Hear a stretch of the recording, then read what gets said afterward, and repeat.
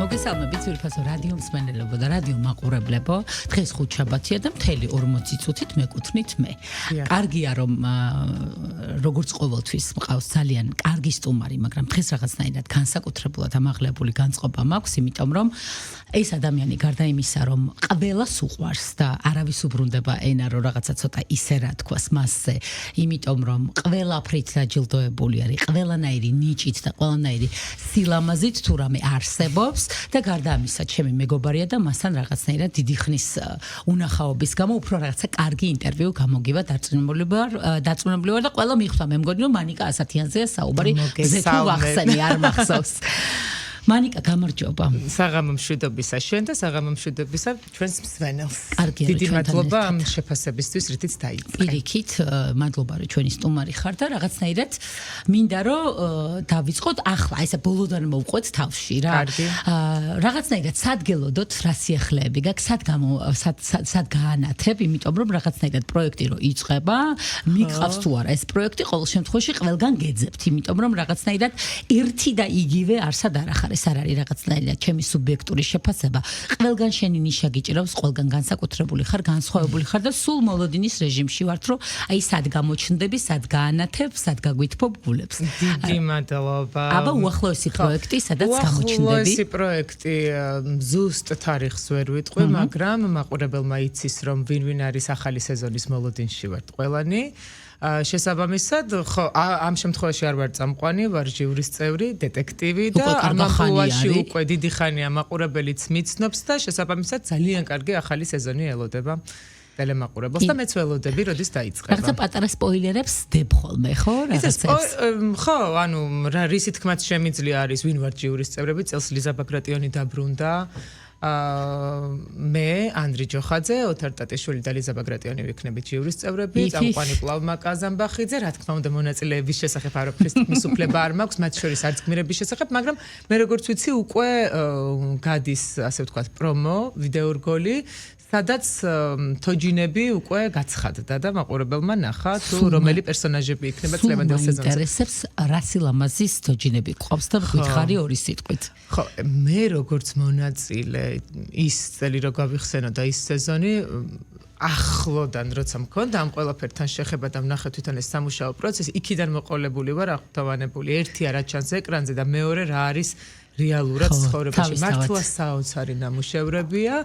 აი ძალიან დიდი შრომა დევს ზოგადად ამ ყველაფრის უკან და ამაზე მინდა ხაზგასმა თეატრია არის მის გუნდთან ერთად ამ ყველაფრის შემქმნელი და აქედანაც მადლობა მინდა ვუთხრა რომ აი ასეთ ჯადოსნურ სამყაროს ქმნის ამ თეჯინებით. დიდი მადლობა უნიჭიერეს თეას მანიკა რაღაცა ახალი გამოწვევა არის ხო აი ჟიურის წევრობა კიდევ უფრო რაღაცა დიდი პასუხისმგებლობა მგონია მე ხა ეს აქედან ანუ ადვილად დათანხმდი გინდოდა ფიქრობდი თუ აი მოულოდნელი იყო შენთვის მოულოდნელი არ იყო რადგან წინა სეზონში რადგან გამარჯვებული ვიყავი რაღაცნაირად ლოგიკური ბმა იყო რომ მეორე წელს ყოფილიყავი ჟიურის წევრი უბრალოდ როცა ნიღბით მღერის ადამიანი და არიცი ვისაფასებ მარტივია უფრო ხადია ისეთი მონაწილეები ყავდა ამ სეზონების განმავლობაში ვინ არის რომ ამ ადამიანების შეფასება ჩემი მხრიდან მართლა ძალიან მეუხერხულება მაგრამ ვაფასებდი თოჯინას და არა რეალურ ადამიანს ამიტომ ამ მხრივ გამიადვილდა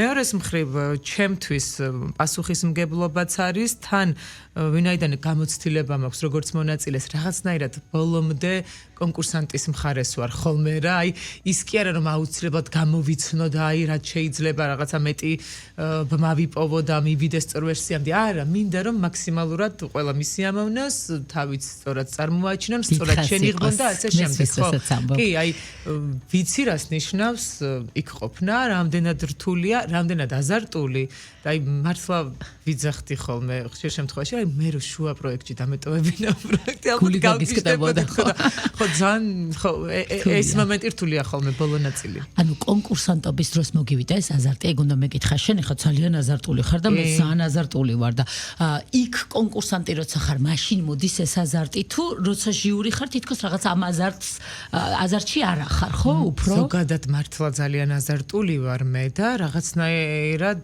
ეს ჩემი ხასიათი მეხმარება მიზნის სწორად მიღწევაში. აი, როდესაც მე დამიძახეს მონაწილედ, აი მართლა ხო არ ვიცოდი ვინ იყო, ვის ვეჯიბრებოდი, ანუ ჩავთვალე რომ მხოლოდ საკუთარ თავს ვეჯიბრები, მხოლოდ ჩემი შესაძლებლობის ზღვარზე გავდივარ და პირველი დღიდან მიძახთი რომ მე უნდა მოვიგო და თავიდან მართლა ცოტა ჭყალებში, ანუ გაგიჟდაო რა, ფიქრობდი რომ გავიგეთ რომ აი გოგო ხარ, მაგრამ აი რაიც და მე პროცესში მიხვდნენ რომ მართლა არ ვარ დალაგებული, იმიტომ რომ პირველი შევდიოდი, ბოლო გამოვდიოდი, აი მართლა 2 თვე ვიცხოვრე ამ პროექტით და შრომა ყოველთვის ფასდება.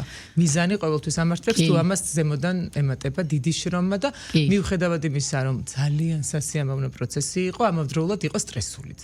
იმიტომ რომ მის დადებითი ემოციაც სტრესია, უარყოფითიც სტრესია თავისთავად და პლუს დაღლა, აი ეს რეჟიმი, პლუს ტყუილი, ეს შენიღბვა, ანუ ბევრი რაღაცა მომიწია.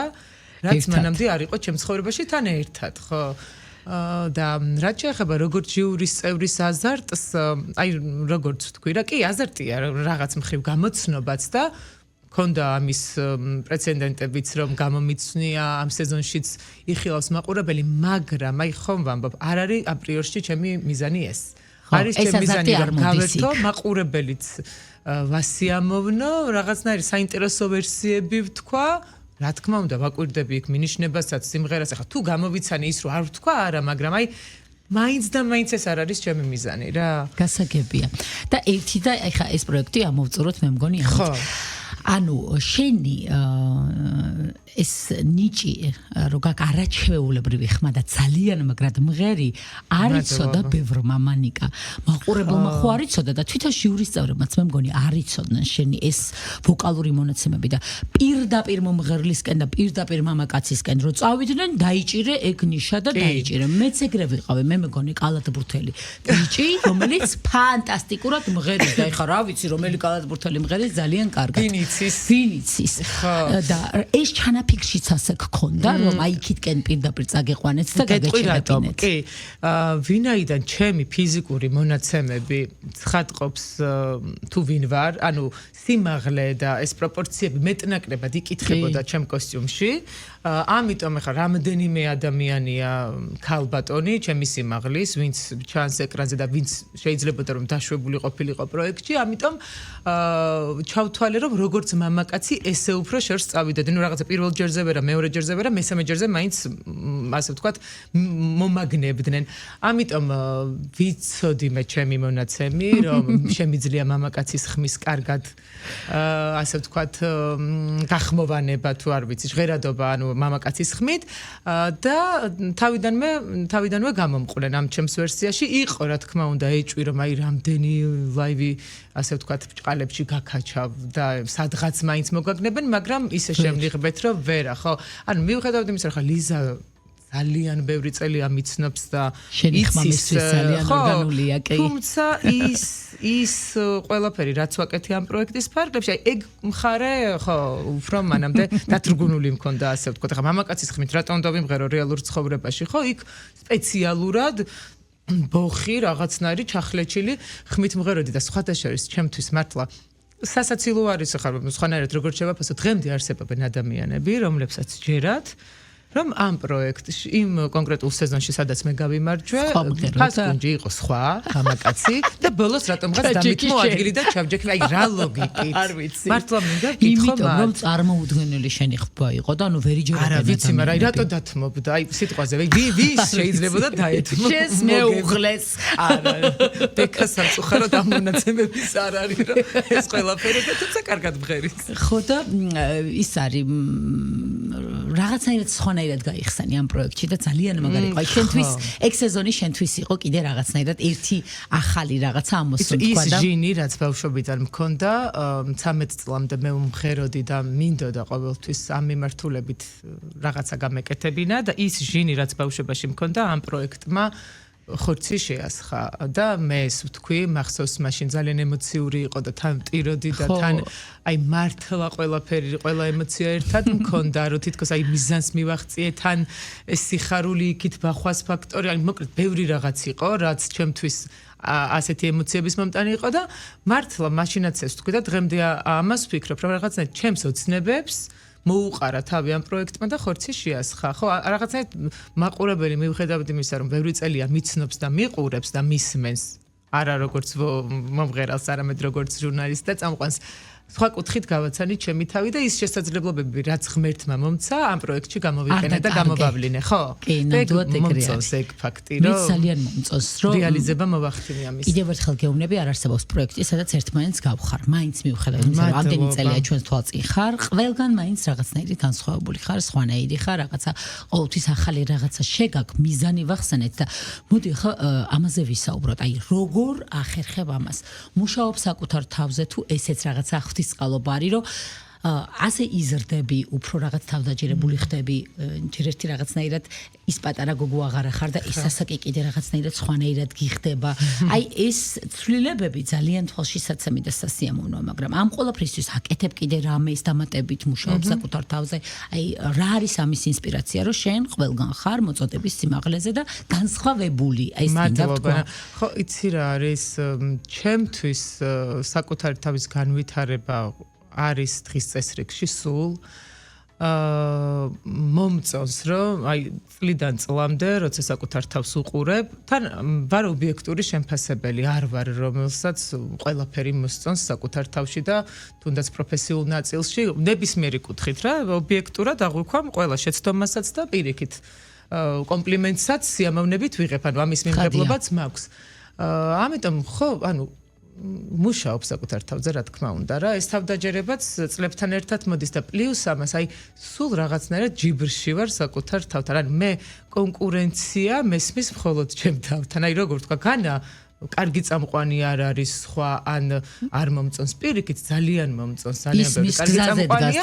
ხო, მაგრამ მე ჩემ ხასიათში იმდენად არ არის, რომ სხვას შევეჯიბრო, ყოველთვის ვეჯიბრები ჩემს თავს. ამიტომაც გაქვს ეგეთი შედეგი მე მზიანი. ხო, არ ვიცით რა და ეს რაღაც სიმშვიდებსაც მიქმნის რა, ანუ სხვასთან ჯიბრი არასდროს არ არის მომგებიანი არც ერთი მხარის.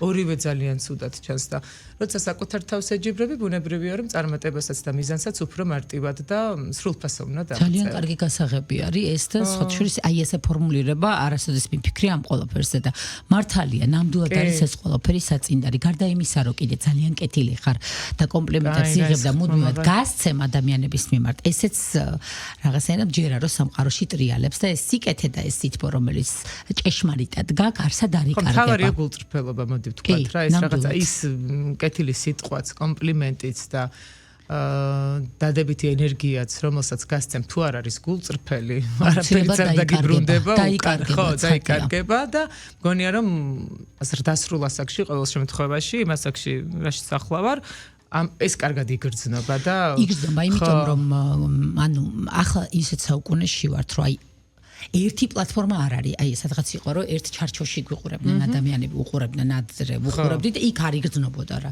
ახლა იმდენი პლატფორმა და იმდენ ადგილას ვართ ხელმისაწვდომი, რომ აუცილებლად ყველა ხვდება რა, სად და როგორ არის და აი ამიტომაც არის მე მგონი შენს მიმართ ეს სხვა სიყვარული და სხვა მოწონება. აი ეს მოწონება კიდე რაღაცნაირი სხვა სიტყვა. შეიძლება სიყვარული იყოს, სითბო იყოს, რაღაცას, აი მოწონება კიდე რაღაცნაირი კარგი ის არის, კარგი კომპლიმენტია, რომ იმომწონ ხარ. კი, ჩემთვის უდიდესი ჯილდოა ეგ, რომ შევძელი ამ წლების განმავლობაში, რომ ადამიანების კეთილგანწყობა და სიყვარული დამემსახურებინა და შეგენარჩუნებინა თითქმის. ხო, ანუ ძალიან დიდი საჩუქარია ეგ. ანუ სხვა არ ვიცი, ამაზე დიდი რა შეიძლება იყოს. ეს მატერიალური ვერანაირად ვერ შეგივსებს ამ ყველაფერს.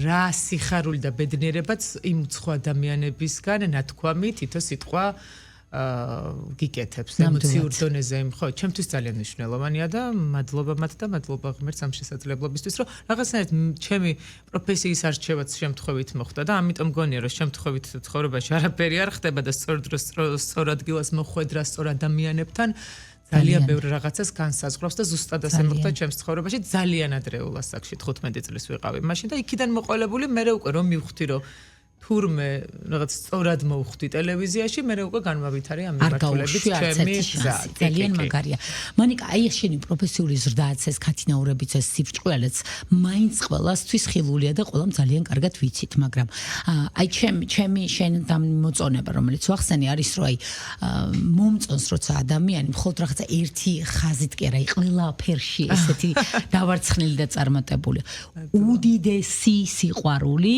ისტორია შენ და შენს მეუღლეს, რომელიც არ ნელდება და რომელიც ეს ოჯახი, რასაც ქვია ჩემს წარმოდგენაში, აი რაღაცა წესიერი, სუფთა, შეყვარებული, შეციცინებული ოჯახი. აი ეგეთი ოჯახი გაქვს.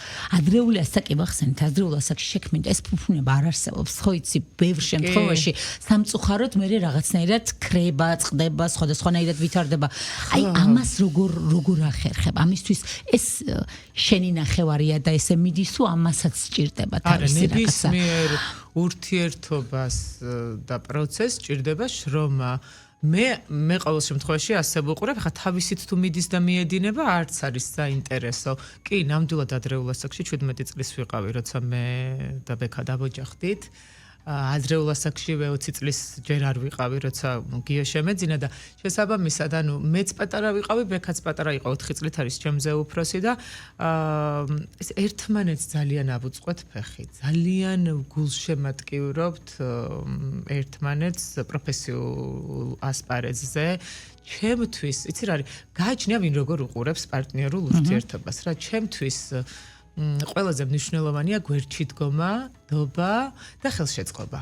ძირითად შემთხვევაში ჩემს გარშემო სხვადასხვა გამოცდილების გათვალისწინებით შემიძლია ეს თამამად თქვა, რომ რატომღაც აი მამაკაცებს განსაკუთრებულად აბრკოლებთ წყალებში წარმატებული, აი რაღაცა წარმატებაც ისეთია რა. ფარდობითი, მაგრამ არა, ახლა თამამად შეგვიძლია წარმატებული თქვა, იმიტომ რომ ბეკას წარმატებულია თავის საქმეში, ამის თქმა მინდა, მაგრამ ხო, უფრო ცნობადი და რაღაცნაირი ხალხისთვის საყვარელი და ნაცნობი ადამიანის გვერდით ყოფნა და ბეკა პირიქით, ანუ ბეკას გვერდით იმდენად ამ ხრივ მყარად და დაცულად ვგრძნობ თავს პირიქით აი თავარი мотиваტორია რომ ჩემი თავი განვავითარო აი მართლა აი რაღაცა ისეთ ონლაინ კურსს თუ ნახავს რომელიც იცის რომ მე ჩემ პროფესიაში თუ გარე კიდევ სხვა ბევრ საქმეში რაშიც ვარ დამეხმარება მიგდებს რომ აი მიდი იქნებ რაღაცა ახალი ისა რა ქვია უნარი შეიძინო ან სულ პირიქით რა და ამის თქმა მინდა რომ ეს ხელშეწყობა და გვერდში დგომა არის უმნიშვნელოვანესი რომ არა კაი კომპლექსი ცუდი სიტყვა მაგრამ არის და რა ვქნათ არა კომპლექსებდეს კაც გვერდში წარმატებული და შემდგარი ქალი ხო და შენ ამას პარალელურად ფიქრი რომ აი რაღაცა უხერხულობა რომ რა და როგორ ქნა ხო ეხლა გრძნობაზე აღარ ვისაუბრებ ბევრს რა თქმა უნდა უდიდესი სიყვარულით გავთხოვდი და სხვა შემთხვევაში წარმოუდგენელი იქნებოდა 17 წლის ასაკში თუნდაც ოჯახიდან აი ამის დაშვება და ასე შემდეგ თან ძალიან მარტივად გამომყვა ჩემი ოჯახი ჩემს არჩევანში მიუხედავად იმისა რომ მე მაგალითად გავგიჟდებოდი ჩემი 17 წლის შვილი როგორ ხო ხვდები რას ვიძახი იმდენად დარწმუნებული ვიყავი და გააზრებული მქონდა ეს ნაბიჯი, თუმცა ვთვლი რომ მაინც ადრეა, იმიტომ კი არა რომ რამეს შევცვლიდი. ჩემს ცხოვრებაში არაფერს არ შევცვლიდი, ყველა ეტაპს თავისი პლუსი და მინუსი აქვს და ჯამში ჩემი გავლილი გზა ძალიან მომწონს იმ ადამიანებთან ერთად ვინც ავირჩიე. გასავლელი მამიკა, არა ისე ვიძახე, ანუ ხო მე 16 წელიან ანუკა ერთად ვართ მე და ბექა და ძალიან დიდი დროა და ხა 17 წლის ბავშვი ვიყავი, მაგრამ ანუ არც ერთ ჩემ ნაბიჯს არ უნდა, მაგრამ რეალურად რო შევაფასო ძალიან ადრეა. ანუ მე კი ვთვლი რომ მოგვიანებითაც რომ გადამედგა ეს ნაბიჯი აუცილებლად ბექა იქნებოდა, მაგრამ ხო, ასე მოხდა და მიხარია რომ შევძელით და ამ ურთიერთობაში ორივე ერთად გავიზარდეთ, ორივე ერთად განვითარდით და რაღაცნაირად ჩვენი გზები არაცდა ერთმანეთს. ეს არის ალბათ ურთიერთობაში მთავარი, იმიტომ რომ პატარა რო ხარ, იქ გემოვნებაც იცვლება, რაღაცა შეხედულებებიც იცვლება, შეიძლება ფასეულობებზეც კი გავიდეს ეს ცვლილებები და ჩვენი ის სიღრმე რაც ადამიანში დევს იმდენად საერთოა, რომ აი ეს მთავარი საფუძველი გვაქვს, ხო, კი, თორე იქ ჩავარდნა რაღაცა ის პრობლემა, ეს ყველგან არის, მე არ მჯერა ოჯახის, სადაც ამბობენ, რომ ჩვენ არ გვიკამათია და არ გვიჭყვი, რანაირად შეიძლება არ იკამათო ადამიანთან, რომელიც გიყვარს და რომელიც გაინტერესებს. თუ არ კამათობ და არ ჭყვობ, ესე იგი რაღაცა ინტერესის პრობლემა არის. ამიტომ მიჭყვია კიდევაც, გვიკამათია კიდევაც და თუმცა დაშორება არ ყოფილა და ჯვარი გვწერია. არა, მე ვიძახი, ანუ ისეთ დაშორებას, ანუ ხო მიხდა რაღაცა გაბუტვითი დაშორებაც, ხო. ეგეც ხო, არ მახსენდება. მე ერთი რაღაცა მინდა ვთქვა, არ ვიცი რამდენად სწორად გამომება, მინდა რომ სწორად ვთქვა. აი რაღაცნაირად მაქვს ესეთი რაღაცა მინდა მამას ურთიერთობიდან გამომდინარე. აი სულ როდესაც ადამიანი ვუყურებ და აღვიქვამ და მიყვარდება და ასე შემდეგ, აი ადვილად ვხვდები როგორი მამა ყავდა ამ გოგოს ან ყავს. აი შენი შემთხვევა აი ეგრევე ჩემთვის იყო, აი ეს რომ მანიკას ხავს ძალიან კარგი მამა და სხვათა შორის მე ჩემმა მეგობარმა ნატა ბერეჟიანმა რაღაცებს რომ საუბრობთ ხოლმე გოგოები ჭუკჭუკებთ. აი იგივე რაღაცა მითხრა რომ აი მანიკას ეთყობა რომ ყავს ძალიან მაგარი მამა. არ ვიცი თუ გაგიგია ეგეთი კომპლიმენტი, მაგრამ და მე არ ვიცნობდი მამა შენს და ერთხელ ნუ რაღაცა ხდებოდა შენს ოჯახში ვიყავი და აი იქ ვნახე მამა შენი არწივი, რომლის ფრთის ქვეშაც ხართ ეს თქვენი ულამაზესი გოგონები, ასე ვთქვათ და ყველაფერს რაღაცნაირად ფლობს. მე ხო ძმაც მყავს. კი, ბიჭს ხო ეთყობა მამის, რა თქმა უნდა, მე ვერ ვატყობ ბიჭს, ხო მე ვატყობ გოგონებს და გოგონებზე მაქვს საუბარი. ნუ ბიჭს ხო აი რაღაცნაირად აი თან იყო ისე რომ თქვენი ყურადღება არ უნდა ქონოდა წესით და მაგრამ თან იქიდან ერთი ფრთა და აი ეს ძალიან ლამაზი დასანახი იყო, არ ვიცი აი ვუყურებდი და აი მართლა ვტკბებოდი არც ისე დასატკბობ სიტუაციაში აი ამ ყველაფრით რომ აი ესე ფრთის ქვეშ ხა ემას ძალიან დიდი მნიშვნელობა აქვს აი ბევრ რაღაცა კომპლექს ბევრ რაღაცა ცხოვრებისეულ რაღაცა ქარტეხილს გიადვილებს აი ეგეთი მამის ფრთა ასე ვთქვათ ორი სიტყვით მითხარი აი თქვენი ურთიერთობა და სწორად დავინახე თუ არა ეს ყველაფერი მანიკა ძალიან სწორად დაინახე ზოგადად მე და მამა ჩემის ურთიერთობა კიდე მართლა ცალკე რაღაცა სამყაროა იმიტომ რომ ბავშვობიდან რაღაც განსაკუთრებული დამოკიდებულება გვაქვს ერთმანეთის მიმართ. ახლა ჩვენ სამნი ვართ ოჯახში და ვინმეს კი არ გამოარჩევს, მაგრამ ხო არის რაღაცა განსაკუთრებული ბემა და სიახლოვე რომ გვაქვს. მამის გოგო, დედის გოგო რაღაცა ეგრე ხო. ჩემი აზრით სამივე შვილი, ორივეს გოგო ბიჭები ვართ, იმიტომ რომ ხო დედა ჩემზე კიდე ცალკე ვიტყვი, რადგან მამაზეა კითხვა და ხო მამიკოს გოგო ნამდვილად ვიყავი ბავშვობიდან. არ მოვხუჭავდი თვალს თუ სახლში არ იყო. თან ხა რა დრო იყო ხო გახსოვთ რაღაცა 90-იანები ცოტა ბნელი ცოტა უშუქობა ცოტა ის და თან ძალიან ახალგაზრდები არიან ჩემები ძალიან ახალგაზრდები ადრეულ ასაკში შექმნეს მათაც ოჯახი მამა ჩემი არის 53 წლის ხო ამ დღეს ვართ უახლოესი მეგობრები მე ვიტყვი რომ ნამდვილად საიდუმლო ჩვენ შორის არ არსებობს თუ კი რამე გულის რაღაცა კუნჭულში სათქმელია ისიც ვიცით ერთმანეთის და მართლა ფრთის ქვეშ ვარ იმიტომ რომ ძალიან მყარად ვდგავარ მიწაზე როცა მამა ჩემი არის ჩემს გვერდით და ღმერთ მაქნას რომ ძალიან დიდი ხანი იყოს იმიტომ რომ საფუძველია რა ჩემთვის და ოჯახისთვის